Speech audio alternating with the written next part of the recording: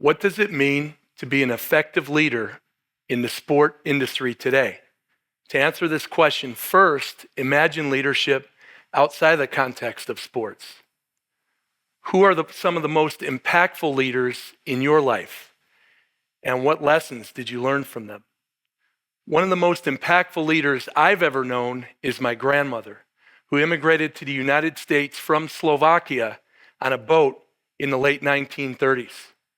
During that time, she overcame losing her spouse to a serious illness, being left with a small child, facing financial hardship, a language barrier, and culture shock in a country unfamiliar to her.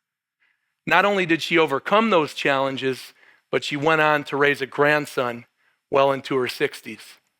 Towards the end of her life, I remember a conversation we had in which she used an analogy relating to my future. She said in so many words, "This is your boat, Mark," meaning it's up to me to either sail it or sink it. Her words and display of leadership made a great impression on me, and my cultural upbringing helped inform my global mindset. Research suggests the need for globally minded leaders in sports.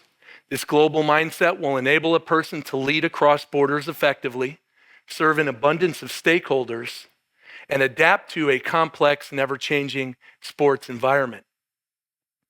Most business decisions made by sport organizations today are data-driven more than intuitive, but perhaps the most important, intangible factor, often overlooked, is the power of the human connection. Today, sport industry professionals must be culturally competent, emotionally intelligent, and possess strong interpersonal skills. They need depth to connect with and relate to people from all walks of life, no matter where they're at on the corporate depth chart. Every interaction is an opportunity to meet someone who could positively impact your life, and a chance for you to do the same for someone else. This entails an empathetic approach and genuine interest in getting to know others, whether or not you believe that interaction will benefit your career. In recent years, the 4 major professional sport organizations in the U.S. have attempted to penetrate international markets. Last season, the National Basketball Association announced that team rosters included 125 international players from 40 different countries. Nearly 3 out of every 10 Major League Baseball players were born outside the U.S.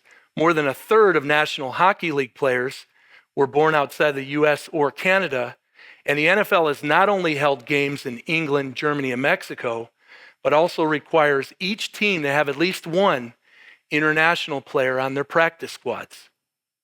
Like my grandmother, international athletes and sport business professionals have journeys, stories, and challenges in immigrating to a new country. As sport organizations continue to expand their reach into international markets, they will need individuals who can negotiate business deals, find common ground, and communicate the organization's vision in a relatable format to lead global initiatives. Part of my job is to create and develop effective leaders.